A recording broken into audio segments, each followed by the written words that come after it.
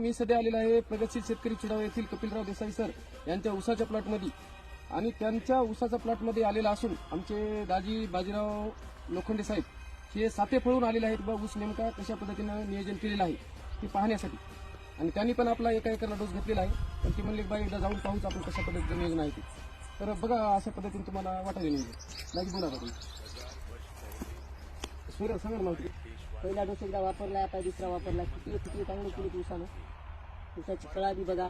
बघा कुठल्याच प्रकारचं रासायनिक राहिले अजून रासायनिक काहीच नाही या ऊसाला नाही वापरला तरी नाही पण तुम्ही बघा कळा बघू शकता कशा पद्धतीची दाणे टाकला नाही आपण रसायनचा